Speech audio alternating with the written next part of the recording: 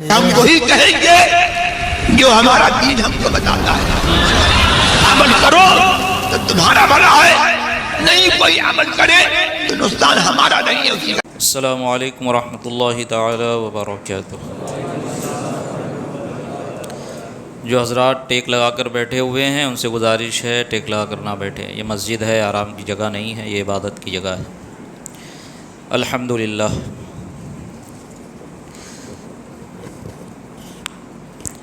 الحمدللہ رب العالمین والصلاة والسلام علی سید الانبیاء والمرسلین وعلى آلہ واصحابہ وازواجہ وذریاتہ واہل بیتہ واحبابہ اجمعین. اما بعد فاعوذ باللہ من الشیطان الرجیم. بسم اللہ الرحمن الرحیم. یا ایہا الذین آمنوا توبوا الی اللہ توبۃ نصوحا عسى ربكم ان يكفر عنكم سيئاتكم ويدخلكم جنات تجري من تحتها الانهار. صدق الله العلي العظيم وصدق رسوله النبي الامين المتين الكريم ونحن على ذلك لمن الشاهدين والشاكرين والحمد لله رب العالمين. رب اشرح لي صدري ويسر لي امري واحلل عقدة من لساني يفقهوا قولي. ان الله وملائكته يصلون على النبي يا ايها الذين امنوا صلوا عليه وسلموا تسليما. اللهم صل على سيدنا ومولانا محمد معدن الجود والكرم وآله وبارك وسلم. صلاة وسلاما عليك يا رسول الله، صلاة وسلاما عليك يا حبيب الله، صلى الله تعالى عليك وبارك وسلم تسليما دائما أبدا. یا خدا بہر جناب مصطفیٰ امداد کن، یا رسول اللہ از بہر خدا امداد کن. یا شفیع المذنبین یا رحمت للعالمین، یا امان الخائفین یا ملتجا امداد کن. مرتضی شیر خدا مرحب کشا، خیبر کشا، سرورا لشکر کشا، مشکل کشا امداد کن. یا شہید کربلا یا دافع کرب و بلا، گل رخا شہزادہ غلو قبا امداد کن. قادری نعرہ یا غوث اعظم الزنم دمزہ شاہ برکت اللہ قطب عالم الزنم، دمزہ شیخ احمد رضا خان قطب عالم الزنم، دمزہ شیخ اختر رضا خان قطب عالم الزنم. ایک مرتبہ باز بلندروس شریف کا نذرانہ عقیدت پیش کرے. اللہم صلی علی سیدنا و مولانا محمد معدن الجود والکرم وآلہ وبارک وسلم. صلاة وسلاما علیک یا رسول اللہ، صلی اللہ تعالی علیہ وبارک وسلم تسلیما دائما ابدا. عزیزان ملت اسلامیہ، رفیقان گرامی،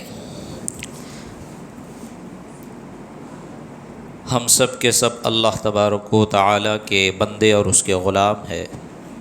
اور وہ ہمارا مالک حقیقی ہے کہ ہم اپنے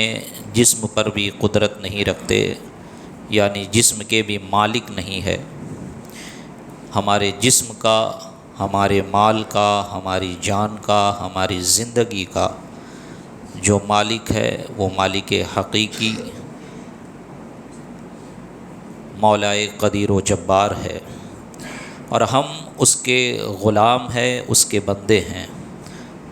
اور بندوں اور غلام کا کام یہ ہوتا ہے کہ اپنے مالک، اپنے آقا، اپنے مولا کی فرما برداری کرے اور اس کے حکم کی اطاعت کرے، اور وہ جیسا کہے ویسا عمل کرے.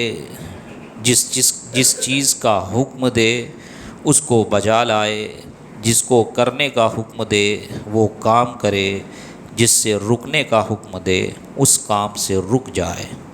لیکن ہمارا معاملہ یہ ہے کہ ہم اپنے آپ کو اللہ تبارک و تعالیٰ کا بندہ کہتے ہیں. ہم اللہ تبارک و تعالیٰ کو اپنا رب مانتے ہیں، اس پر یقین بھی رکھتے ہیں، ایمان بھی رکھتے ہیں. لیکن ہم اس پر یقین رکھنے کے ساتھ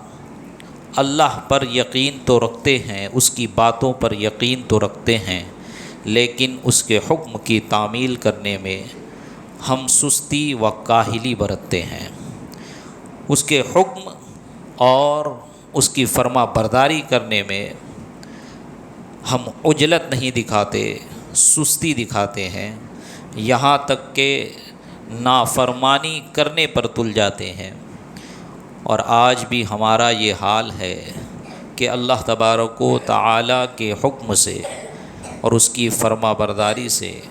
ہم نے منہ پھیر لیا تو دنیا میں ذلت نے ہمیں پکڑ لیا،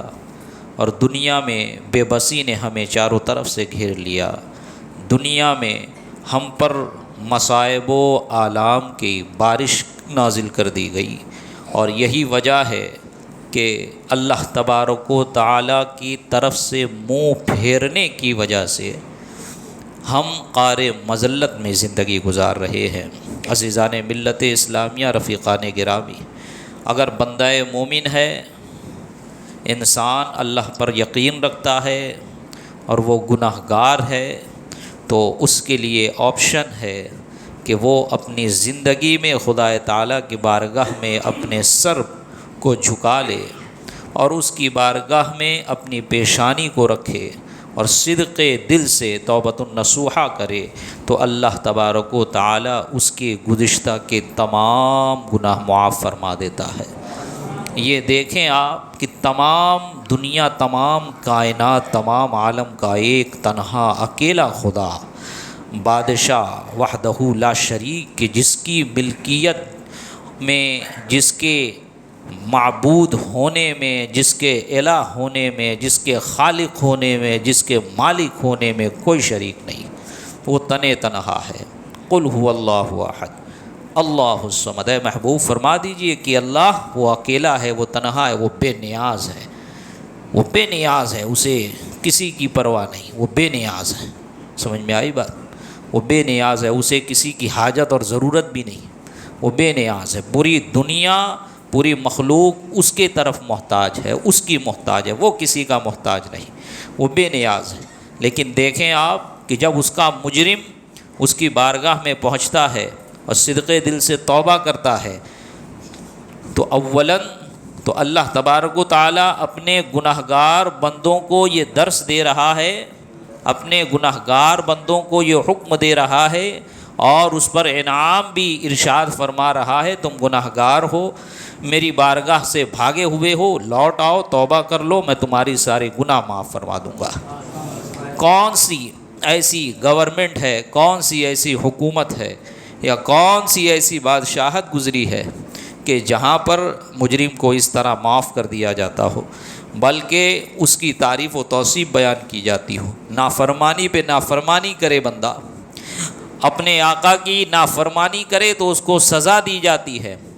اگر معافی مانگے، معافی قبول بھی ہو، تو اس کے باوجود اسے مجرم گردانا جاتا ہے۔ کیوں؟ کیونکہ اس نے جرم کر لیا ہے، یہ مجرم رہ چکا ہے، ماضی میں یہ جرم کرتا تھا۔ لیکن اللہ تبارک و تعالیٰ کی بارگاہ وہ بارگاہ ہے کہ جب بندہ اس کی بارگاہ میں آ کے توبہ کر لیتا ہے تو اب وہ مجرم نہیں گردانا جاتا، بلکہ اس کے محبوب صلی اللہ علیہ وسلم ارشاد فرماتے ہیں کہ بندہ مومن اگر صدق دل سے توبہ کر لے تو وہ ایسا ہو جاتا ہے جیسا کہ اس وقت تھا جب وہ ماں کے پیٹ سے پیدا ہوا تھا، یعنی کہ اس پر کوئی گناہ نہیں رہ جاتا، اس پر کوئی گناہ باقی نہیں رہ جاتا۔ توبہ نصوحہ کیا ہے؟ توبہ نصوحہ کیا ہے؟ توبہ نصوحہ اس توبہ کو کہتے ہیں عزیزان ملت اسلامیہ کہ جب بندہ توبہ کرے تو اس عزم مصمم کے ساتھ توبہ کرے کہ میں جس گناہ کو مجھ سے سرزد ہوا، جس گناہ کو میں نے کیا ہے، میں اس پر نادم ہوں، دل میں شرمندگی رکھے، زبان پر استغفار رکھے، زبان سے توبہ کرے، دل میں شرمندگی بھی ہو، جو کیا ہے اس پہ نادم ہو اور آئندہ نہ کرنے کا عزم مصمم ہو، اسے توبۃ النصوحہ کہتے ہیں۔ اور توبہ نصوحہ کا معنی یہ ہے کہ وہ گناہ کو ایسے چھوڑ دیا جائے، ایسا چھوڑ دیا جائے کہ گویا کبھی اس نے گناہ وہ کیا ہی نہیں۔ جس طرح تھن سے دودھ نکل آتا ہے، پھر وہ واپس دھن میں نہیں جاتا، نہ کوئی اسے ڈال سکتا ہے انسان، اسی طرح بندہ جب توبہ کرے تو گناہوں سے ایسے دور ہو جائے جس طرح دودھ تھن سے نکل جاتا ہے، یعنی کہ واپس وہ گناہوں میں نہ پلٹے، اور توبہ کرتے وقت عزم مصمم ہو، توبہ کرتے وقت اس کا یہ ارادہ ہو کہ میں نے جو کیا ہے میں اس پہ شرمندہ ہوں اور آئندہ بھی کوئی گناہ نہیں کروں گا۔ عزیزان ملت اسلامیہ، ہم پر جو مصائب و آلام کی بارش ہو رہی ہے، ہمارے اوپر جو پریشانیاں نازل ہو رہی ہیں، ہماری زندگی جو ڈگمگا رہی ہے اور ہماری زندگی کی کشتی جو ہچکولے کھا رہی ہے، اس کی واحد وجہ ہماری زندگی کہ ہم گناہوں کے دلدل میں دھسے ہوئے ہیں، اور اس کا واحد حل توبۃ النصوحہ ہے کہ بندہ اگر توبہ کر لے، اپنے گناہوں سے خدائے تعالیٰ کی بارگاہ میں معافی مانگ لے، تو اللہ تعالیٰ فرماتا ہے کہ اللہ تعالیٰ توبہ کرنے والوں کو پسند فرماتا ہے اور صاف ستھرے رہنے والوں کو پسند فرماتا ہے۔ تو ہم کہاں ہیں؟ کیوں نہیں توبہ کرتے؟ کیوں نہیں اللہ کی بارگاہ میں روتے اور گڑ گڑاتے ہیں؟ آپ دیکھیں ذرا، بندہ توبہ کرتا ہے تو اس کے رزق میں برکت ہو رہی ہے، بندہ توبہ کر رہا ہے تو اس کی زندگی میں آسانی پیدا ہو رہی ہے، بندہ توبہ کرتا ہے، استغفار کرتا ہے تو اس کے رنج و غم دور ہوتے ہیں، اس کی پریشانیاں دور ہوتی ہیں، اسٹریس کم ہوتا ہے، اس کے ٹینشن کم ہوتے ہیں، جو طرح طرح کے وساوس اس کے دل و دماغ میں آئے ہوئے ہیں وہ وسوسے دور ہوتے ہیں۔ اور اتنا ہی نہیں، اللہ تبارک و تعالی توبہ کی برکت سے پانی بھی نازل فرماتا ہے اور خود توبہ کرنے والے کے رزق میں بھی اضافہ فرماتا ہے۔ اب اگر آپ چاہتے ہیں، کوئی بندہ مومن چاہتا ہے کہ میں سکون و اطمینان کی زندگی گزاروں، تو اولاً آپ گناہوں کو چھوڑے، توبہ استغفار کرے اور خدا کی بارگاہ میں آ کے جھک جائے۔ اگر مہینہ آپ 8 سے 10 ہزار بھی کما رہے ہوں گے تو اس کا ساتھ بازاری میں بھی، اس بے برکتی کے زمانے میں بھی آپ کو محسوس ہوگا کہ اللہ تبارک و تعالیٰ اپنے فضل سے میرے رزق میں برکت عطا فرما رہا ہے۔ وَمَن يَتَّقِ اللَّهَ يَجْعَل لَّهُ مَخْرَجًا، یہ قرآن کا حکم ہے کہ جو اللہ سے ڈرے گا، تقوی پرہیزگاری اختیار کرے گا، تو اللہ اس کو بے حساب رزق عطا فرمائے گا، ایسی جگہ سے اسے رزق عطا فرمائے گا جہاں سے اس کا وہم و گمان بھی نہیں ہوگا۔ اور نبی پاک صاحب لولاک صلی اللہ علیہ وسلم نے ارشاد فرمایا، جو شخص توبہ کرتا ہے تو اللہ تبارک و تعالیٰ اسے استغفار کے بدلے میں اس کے رزق میں ایسی برکت عطا فرماتا ہے کہ نبی پاک نے فرمایا کہ اس کو ایسی جگہ سے رزق دیا جاتا ہے جہاں سے رزق ملنے کی کوئی امید ہی نہیں ہے، کہ یہاں سے بھی رزق مل سکتا ہے اور میرا معاملہ اس طرح بھی حل ہو سکتا ہے۔ عزیزان ملت اسلامیہ، رفیقان گرامی، اللہ تبارک و تعالی ارشاد فرماتا ہے، یا ایھا الذین آمنوا توبوا الی اللہ توبۃ نصوحا، کہ ایمان والو توبو، توبہ کرو اللہ کی بارگاہ میں نصیحت والی توبہ، توبہ نصوحا۔ اور اس سے فائدہ کیا ہوگا؟ مولا کریم جب ہم توبہ کر لیں گے تو اس سے فائدہ کیا ہوگا؟ تو اولاً تو گناہوں سے توبہ، تو کیا گناہوں سے توبہ کرنے کے بعد معافی مل جائے گی؟ تو اللہ تعالیٰ ارشاد فرماتا ہے، عسیٰ ربکم ان یکفر عنکم سیئاتکم، کہ ان قریب تمہارا رب تمہارے اس توبہ کو تمہارے گناہوں کا کفارہ بنا دے گا اور اس کے صدقے میں تمہارے تمام گناہ معاف فرما دے گا، اور تم کو اس جنت میں داخل کرے گا کہ اس جنت میں کہ اس باغ میں داخل کرے گا کہ جس کے نیچے نہر بہتی ہوں گی، اور وہ نہر دنیاوی نہر نہیں ہے۔ عزیزان ملت اسلامیہ، یہ جنت کی آشائش اور جنت کی لذتیں اور جنت کی نعمتیں ایسی نعمت ہے اور ایسی آسائش ہے کہ جس کا خیال، جس کے بارے میں بندہ مومن دنیا میں رہتے ہوئے وہم و گمان میں بھی نہیں لا سکتا کہ وہ کیسی آسائش ہوگی، وہ کیسے پھل ہوں گے، وہ کیسی نعمتیں ہوں گی جو اللہ تبارک و تعالی جنت میں دے گا۔ اب دیکھیں، بندہ گناہ گار ہے، گناہ کیا ہوا ہے، نافرمانی کیا ہوا ہے، فقط توبہ کرنے پر اس کو یہ اجر مل رہا ہے کہ اگر اس نے سچی توبہ کر لی تو مولا کریم اس کے تمام گناہ بھی معاف فرما دے گا اور اس کو جنت میں داخل کر دے گا۔ بتاؤ، کوئی ہے جو اس طرح انعامات کی بارش کرے؟ کوئی ہے جو اپنے نافرمانوں کو ایسے درگزر کرے؟ کوئی ہے جو اپنے نافرمانوں کی اس طرح توبہ اور ان کی معافی کرے اور ان کی معافی کو قبول کرے؟ عزیزان ملت اسلامیہ، یہ رب کریم ہے۔ رب کریم اپنے کلام مجید میں ارشاد فرما رہا ہے، اے میرے بندو توبہ کرو، وَهُوَ الَّذِي يَقْبَلُ التَّوْبَةَ عَنْ عِبَادِهِ وَيَعْفُو عَنِ السَّيِّئَاتِ، کہ وہی ہے جو اپنے بندوں کی توبہ کو قبول فرماتا ہے اور ان کے گناہوں کو معاف فرماتا ہے۔ عزیزان ملت اسلامیہ، یہ شعبان کا مہینہ، یہ شعبان کا مہینہ، اور ابھی شب برات گزری ہے، ہم نے عبادتیں کی ہیں،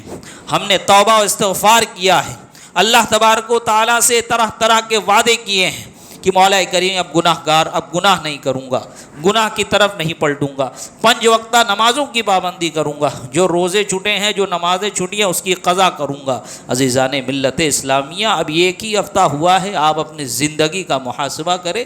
آپ اپنی زندگی کا محاسبہ کریں کہ ایک ہفتے میں ہم نے کیا کچھ کیا۔ توبہ استغفار ہم نے شب برات میں کی، اور اس کے بعد ہم اپنی توبہ پر قائم رہیں کہ نہیں رہے۔ جس کے دل میں یہ ہو کہ بھائی میں توبہ کر لوں اور آئندہ میں اسی گناہ کو برقرار رکھوں گا، مصر رہوں گا، اسی پر اصرار کروں گا، تو عزیزان ملت اسلامیہ ایسی توبہ سے بھی توبہ ہونا چاہیے کہ حضرت حسن بصری رضی اللہ تعالیٰ عنہ فرماتے ہیں کہ جس توبہ میں اور جس استغفار میں بندہ توبہ کر رہا ہے لیکن دل میں شرمندگی نہیں، نادم نہیں ہے، اور وہ یہ ارادہ کیا ہوا ہے کہ آئندہ اس گناہ میں ملوث رہے گا، آئندہ گناہ کو چھوڑنے کا کوئی ارادہ نہیں، تو ایسی توبہ سے بھی توبہ کرنا چاہیے کہ ایسی توبہ کو بھی توبہ کی ضرورت ہے۔ کیوں؟ کیونکہ توبہ تو کہتے اسے ہے نا کہ بندہ گناہوں پر شرمندہ ہو، بندہ گناہ آئندہ نہ کرنے کا عزم مصمم کرے، بندہ اپنے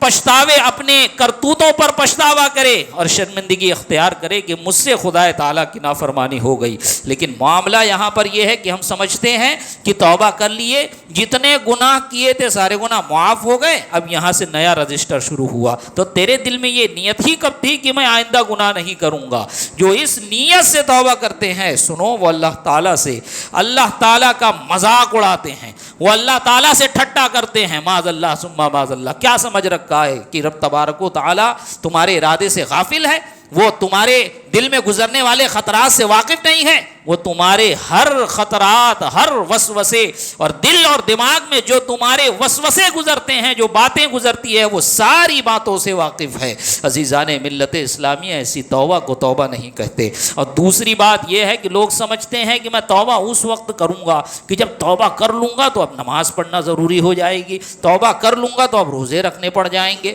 توبہ کر لوں گا تو اب نیک اعمال کرنا ضروری ہو جائیں گے۔ ارے ناسمجھ، بے وقوف، تو توبہ نہیں کرے گا، اس کے باوجود بھی تجھ پر نماز فرض ہے، اس کے باوجود بھی تجھ پر روزے فرض ہے، اس کے باوجود بھی تیرے اوپر اللہ تبارک و تعالیٰ کے احکام کو ماننا لازم و ضروری ہے۔ ایسا نہیں ہے کہ توبہ جو کرے گا اسی کے اوپر لازم ہے کہ اب وہ نماز پڑھے، اسی کے اوپر لازم ہے کہ وہ روزے رکھے، اسی کے اوپر لازم ہے کہ اب وہ احکامات الہیہ کی پاسداری کرے اور مامورات الہیہ کو بجا لائے اور منہیات الہیہ سے رکے رہے۔ ایسا نہیں ہے، بلکہ آپ مسلمان ہو گئے، آپ نے اپنے آپ کو دائرہ اسلام میں داخل کر دیا تو آپ اب مکلف ہو گئے، اب آپ مکلف ہو گئے۔ اگر آپ بالغ ہیں، عاقل ہیں، مسلمان ہیں، تو اب آپ مکلف ہو گئے۔ تمام احکامات الہیہ جیسی جیسی کیپیسٹی آپ رکھیں گے آپ پر لازم ہوتے جائے گی۔ آپ توبہ کریں نہ کریں، نمازیں آپ کو پڑھنی ہیں، آپ توبہ کریں نہ کریں، گناہوں سے آپ کو بچنا ہے، آپ توبہ کریں نہ کریں، آپ کو روزے رکھنا ہے، آپ توبہ کریں نہ کریں، آپ کو تمام حرام کاموں سے بھی بچنا ہے اور تمام احکام پر عمل بھی کرنا ہے، اور خدا تعالیٰ کی بارگاہ میں اپنے سر کو جھکانا بھی ہے اور عاجزی بھی اختیار کرنی ہے۔ یہ وسوسہ دل سے نکال دو کہ توبہ کروں گا تو اب یہ کرنا پڑ جائے گا، توبہ میں اس وقت کروں گا جب عزم مصمم کر لوں گا کہ اب نماز پڑھوں گا۔ کب تجھے شیطان موقع دے گا؟ کون سا شیطان تجھے چھوڑ کے بیٹھا ہوا ہے کہ میں تجھے نہیں بہکاؤں گا، باقی پوری دنیا کے انسانوں کو بہکاؤں گا؟ وہ خدا تعالیٰ کو چیلنج کر کے آیا ہے کہ تیرے بندوں کو میں بہکاؤں گا، تیرے سیدھی راہ پہ میں بیٹھوں گا، کسی کو چلنے نہیں دوں گا، الا عبادک المخلصین، مگر تیرے وہ بندے جو تیرے مخلص بندے ہیں، مگر وہ بندے جو تیرے صالحین بندے ہیں۔ تو صالحین اور مخلصین کا تو کام یہ ہوتا ہے کہ وہ اپنی زندگی توبہ میں گزار رہے ہیں، صالحین کا تو کام یہ ہے کہ وہ اپنی زندگی توبہ میں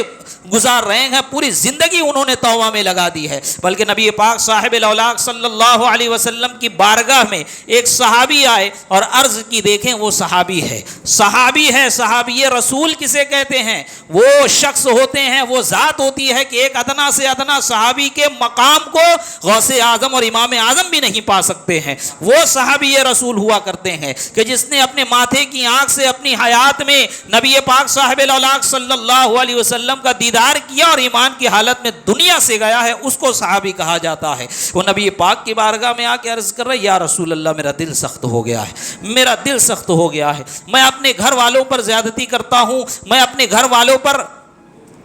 گھر والوں پر چلا کر بات کرتا ہوں, ان پر جو ہے زیادتی کرتا ہوں, تیز کلامی کرتا ہوں, ان میں بات کرنے میں مجھ سے تیز کلامی ہو جاتی ہے, یا رسول اللہ کچھ حل ارشاد فرمائے. نبی پاک نے فرمایا تو استغفار کیوں نہیں کرتا ہے؟ اے میرے صحابی تم استغفار کیا کرو, میں بھی استغفار کرتا ہوں اور میں دن میں 100 مرتبہ استغفار پڑھتا ہوں, تم بھی استغفار کیا کرو. کیا پتہ چلا کہ جو صالحین ہوتے ہیں, جو مخلصین ہوتے ہیں, جو خالصاً لوجہ اللہ زندگی گزارتے ہیں, جب وہ توبہ کر رہے ہیں تو آج کا گنہگار اس کو کون سی ایسی فیسلٹی مل گئی ہے کہ بغیر توبہ کے زندگی گزار لے گا؟ بلکہ ہمارے بزرگان دین نے تو یہاں تک کہ ارشاد فرمایا کہ جب سو تو رات میں توبہ استغفار کر لو, کلمہ پڑھ لو, سو جاؤ, کہ کیا پتا کل اٹھنا نصیب ہو نہ ہو. آپ یہاں پر سوئے, یہ عارضی موت کہیں حقیقی موت نہ بن جائے, یہ عارضی موت کہیں تمہیں ہمیشہ کے لیے نہ سلا دے کہ فجر کی توفیق ہی نہ ہو پائے اور فجر کی نماز میں اٹھ ہی نہ پاؤ, صبح آنکھ ہی نہ کھل پائے. لہٰذا ابھی توبہ کر لو, ابھی استغفار کر لو, ابھی کلمہ پڑھ لو اور سو جاؤ کہ اگر انتقال ہو گیا اس حالت میں تو ایمان پر خاتمہ ہوگا. عزیزان ملت اسلامیہ, رفیقان گرامی, کہنے کا مقصد یہ ہے رمضان قریب ہے اور ہم 2 مہینے سے رمضان کی تیاری کر رہے ہیں. جو تیاری کر رہے ہیں میں ان سے مخاطب ہوں, جو تیاری نہیں کر رہے ہیں تو سدھر جائیں اور اپنے آپ کو عبادت کے لیے تیار کر لیں. کہ دیکھیں عزیزان ملت اسلامیہ, رفیقان گرامی, سب سے اہم بات, ایک مستقل ٹاپک ہے لیکن میں کہنا ضروری سمجھتا ہوں کہ اتنے سالوں میں کبھی اس ٹاپک پہ میں گفتگو نہیں کر پایا کہ ہم جو کھاتے ہیں, ہم جو بزنس کرتے ہیں, وہ بزنس ہمارا صحیح ہے نہیں ہے. لاک ڈاؤن کے بعد سے ایسی حالات پیدا ہو گئے ہیں کہ لوگ صرف یہ چاہ رہے ہیں کہیں سے 2 پیسہ آ جائے, ان کو اتنی توفیق نہیں ہو رہی ہے کہ پیسہ لگاتے وقت علماء سے کانٹیکٹ کر لیا جائے, علماء سے معلوم کر لیا جائے کہ میں جو بزنس کر رہا ہوں, میں جو بے کر رہا ہوں وہ جائز بھی ہے یا نہیں, کہیں ایسا تو نہیں وہ بے فاسد ہو رہی ہے, کہیں ایسا تو نہیں وہ بے باطل ہو رہی ہے, کہیں ایسا تو نہیں وہ سود ہو رہا ہے. لہٰذا اے میرے مسلمان بھائیوں, پہلے اس پر توجہ دو. جب حلال کھاؤ گے, جائز کھاؤ گے, تب تمہارے دل میں بھی بات اثر کرے گی. جب اس کے بعد تمہارے اندر طمانینت قلب بھی آئے گا, تمہارا دل بھی نرم ہوگا, عبادت میں بھی لذت پیدا ہوگی اور اس کے بعد تمہاری دعا بھی قبول ہوگی. سخت سے سخت آدمی بھی اگر ہوتا ہے تو وہ بھی اپنی پریشانی کے لیے ایک مرتبہ مصلی بچھاتا ہے, خدا کی بارگاہ میں توبہ کرتا ہے. سنی صحیح العقیدہ ہے تو کسی بزرگ کی بارگاہ میں حاضری دے کر وہاں پر توبہ کرتا ہے کہ یہاں پر رحمت نازل ہونے کی یہ جگہ ہے, یہاں پر اللہ تبارک و تعالی رحمت کا نزول فرماتا ہے, یہاں پر میری دعا قبول ہو جائے گی. لیکن اس کی دعا نہیں قبول ہوتی, وجہ یہ ہے کہ وہ حلال نہیں کھا رہا, وجہ یہ ہے کہ وہ ناجائز طور پر بزنس کر رہا ہے. عزیزان ملت اسلامیہ, کہیں بھی پیسہ لگائے, کس طور پہ بھی لگائے, آپ کو نہیں پتا کہ یہ میرا اس طرح کا منافع حاصل کرنا صحیح ہے یا نہیں ہے, آپ کو نہیں پتا, تو لہٰذا آپ پہلے بیٹھ کر کسی سے سمجھ لیں, اس کے بعد وہاں پیسہ لگائے. چاہے جو اسکیم لے کر آئے, بینک والے لے کر آئے, گورنمنٹ لے کر آئے, جو لے کر آئے, آپ نے اسلام کا کلمہ پڑھا ہے, نبی پاک پر ایمان رکھا ہے, توحید کا کلمہ پڑھا ہے, تو آپ اپنے آپ کو اسلام کے دائرے سے باہر نہ سمجھیں. جب تک آپ مسلمان ہیں آپ کو اللہ کے احکام کی پاسداری کرنی ہے, اور اللہ کے احکام کی پاسداری اسی وقت ہوگی جب آپ اپنے تمام عبادات کے ساتھ ساتھ اپنے معاملات کو بھی شرعی طور پر انجام دیں گے, تب جا کر آپ کو دنیا و آخرت میں کامیابی ملے گی. ورنہ یہاں بھی رہو گے اور وہاں بھی رہو گے. اللہ نے فضل فرما دیا تو معافی مل جائے گی, اور اگر فضل نہیں فرمایا, اس نے پکڑ کر لی, تو یاد رکھے دنیا سے بری حالت آخرت میں ہو جائے گی. عزیزان ملت اسلامیہ, رفیقان گرامی, تو کہنے کا مقصد یہ ہے کہ آپ دیکھیں کہ کوئی شخص نہیں بتا سکتا کہ وہ کتنے دن کے لیے دنیا میں آیا ہے. وہ 2 سال کے لیے آیا ہے, 5 سال کے لیے آیا, 10 سال کے لیے آیا, 50 سال کے لیے آیا, 100 سال کے لیے آیا ہے, کسی کو نہیں پتا. جو سمجھتے تھے کہ میں جوان ہوں, گبرو ہوں اور میں بہت ہیلدی ہوں تو انہیں بھی اٹیک آ جاتا ہے اور وہ بھی نکل لیتے ہیں اور ان کا بھی جو ہے سفر آخرت طے ہو جاتا ہے۔ اور جو سمجھتے ہیں ہمیشہ دوا کھا رہے ہیں 10-15 سال 5 سال بہت ہے، کڈنی فیل ہو گئی ہے، یہ ہو گیا ہے وہ ہو گیا ہے، لیکن ان کی زندگی ہے تو موت و حیات یہ اللہ کے دست قدرت میں ہے، تو وہ بھی زندگی گزار رہے ہیں۔ کسی کو نہیں پتہ کہ کون مریض کتنا جینے والا ہے اور کب اس کا انتقال ہونے والا ہے، اور کون تندرست کتنا جینے والا ہے، اس کا انتقال کب ہونے والا ہے۔ کہنے کا مقصد یہ ہے کہ جب ہمیں پتہ ہی نہیں ہے تو ہم کون ہوتے ہیں بے فکری والی زندگی گزارنے والے۔ ہم دیکھ رہے ہیں ہمارے سامنے ہمارے احباب، ہمارے دوست، ہماری مسجد میں ایک ساتھ پڑھنے والے نمازیوں کے جنازے پہ جنازے اٹھتے جا رہے ہیں، ہمارے بھائیوں کے جنازے اٹھ رہے ہیں، ہمارے گھر کے بزرگوں کے جنازے اٹھ رہے ہیں، بچوں کے جنازے اٹھ رہے ہیں، حادثاتی موت ہوتی جا رہی ہے، لیکن پھر بھی ہم جو ہے اس سے عبرت اور نصیحت حاصل نہیں کرتے۔ اس کی وجہ صرف یہ ہے کہ ہم بے فکر ہو گئے۔ ہمیں ایسا محسوس ہوتا ہے، ہم ایسا سمجھتے ہیں ارے بھائی ان کے ساتھ وہ حادثہ ہو گیا، ہمارے ساتھ تھوڑی ہوگا، ان کو وہ مرض لاحق ہو گیا تو مجھے تھوڑی ہوگا، میں تو بڑا جو ہے سیفٹی والی زندگی گزارتا ہوں، بڑا پرہیز والی زندگی گزارتا ہوں، کھانے پینے میں بھی کھان پان میں بھی بڑا احتیاط برتتا ہوں، مجھے تھوڑی یہ سب ہونے والا ہے۔ عزیزان ملت اسلامیہ، یہ سب ڈھکوسلے ہیں، یہ سب دھوکے ہیں، اس دھوکے میں نہ پڑو۔ چاہے آپ جو کھاؤ حلال، جس طرح زندگی گزارو حلال طور پر، لیکن اتنا یاد رکھیں مرنا سب کو ہے۔ آج ان کی تو کل ہماری باری ہے، موت سے کس کو رستگاری ہے، آج ان کی تو کل ہماری باری ہے، تو لہٰذا اپنے آپ کو تیار کریں۔ وہ ہمارا ہمیشہ ہمیش کا گھر ہے، وہاں پر زندگی ہمیشہ ہمیش والی ہے، یہ تو عارضی زندگی ہے، یہ عارضی زندگی ہے، یہ فانی زندگی ہے، یہ دارالعمل دارالامتحان ہے۔ یہاں پر اچھے سے عمل کرو، یہاں پر اچھے سے امتحان دو، انشاءاللہ رزلٹ آپ کو قبر اور حشر میں ملے گا۔ ہم تمام اللہ تبارک و تعالیٰ کی بارگاہ میں دعا کرتے ہیں کہ مولا کریم ہمارے مسجد کے پرانے مصلی اور اس شہر وکرولی کی مشہور و معروف شخصیت مرحوم سید یوسف صاحب قبلہ کو اللہ تبارک و تعالیٰ جنت الفردوس میں اعلیٰ سے اعلیٰ مقام عطا فرمائے، ان کو کروٹ جنت عطا فرمائے، ان کے چھوٹے بڑے گناہوں کو معاف فرمائے، ان کی بے حساب مغفرت فرمائے۔ عزیزان ملت اسلامیہ، دیکھیں میں ہمیشہ آپ لوگوں سے جب سے آیا ہوں میں کہتا ہوں کہ آپ تعلیم حاصل کریں، کہ ہر مسلمان پر اتنا علم حاصل کرنا فرض ہے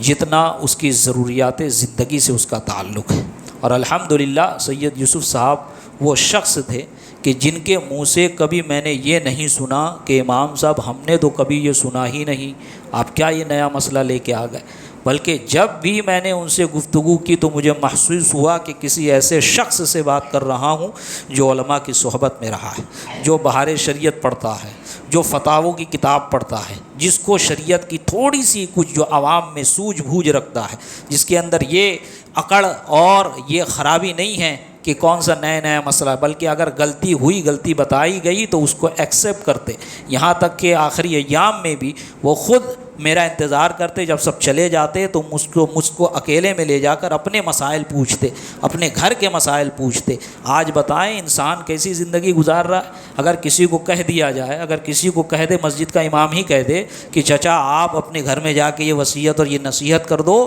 کہ میرے مرنے کے بعد تم لوگ سنی صحیح العقیدہ ہی رہنا، اپنے مسلک پر ڈٹے رہنا، مسلک اعلیٰ حضرت پر رہنا، مسلک اہل سنت پر رہنا، اس سے ذرہ برابر منحرف نہیں ہونا، تو وہ نصیحت تو بعد میں سنے گا، پہلے بولے گا اتنی کم عمر کر دی ہے میری، دعا دینا چاہیے تو آپ میرے کو مار رہے ہو۔ اور ایسے بھی دماغ کے لوگ ہوتے ہیں، لیکن میں نے جب ان سے کہا تو انہوں نے کہا حضرت میں نے یہ نصیحت اپنے بچوں کو پہلے ہی کر دی ہے،